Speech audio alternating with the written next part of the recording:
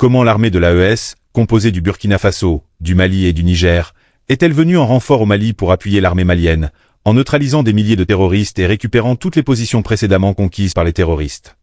En rappel, la semaine dernière, le 25 avril 2026, une coalition de plusieurs groupes terroristes, composée de plus de 12 000 combattants, avait attaqué par surprise le Mali sur plusieurs fronts, notamment Bamako, Kati, Sévaré, Konna, Gao et Kidal. Ce scénario, inspiré du cas syrien ayant entraîné la chute de Bachar al-Assad, aurait déstabilisé n'importe quel pays, vu l'ampleur des forces engagées. Plus de 12 000 combattants, armés de tout type d'armes, y compris des blindés et des armes de guerre.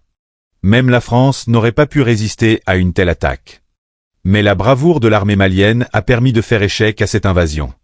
De plus, les positions précédemment tenues par les terroristes n'ont été occupées que pour une courte durée.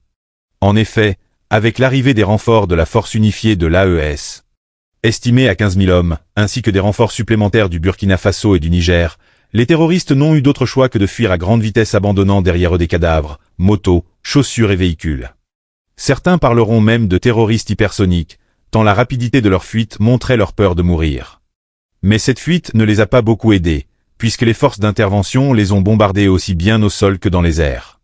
Pendant que certains médias français de propagande faisaient l'éloge des terroristes ayant attaqué le Mali, le renfort éclair a mis en déroute les colonnes terroristes, tuant des milliers d'entre eux et facilitant l'arrestation de centaines. Le commandant de la FLA aurait été neutralisé lors de sa fuite vers un pays voisin du Mali, par une frappe de drone. Le caméraman des terroristes, qui filmait les événements, a été surpris par une attaque aérienne. Il a pu filmer, mais la vidéo n'a été diffusée que par l'armée malienne.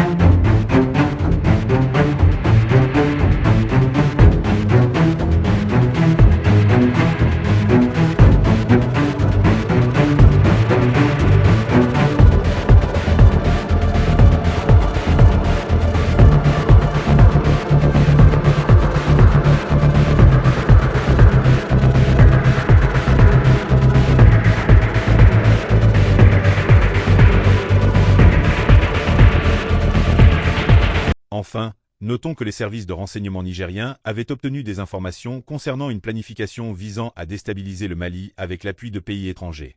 Le général Tiani, président du Niger, avait révélé ces informations dès le mois de novembre, accusant notamment la France d'être derrière ce complot.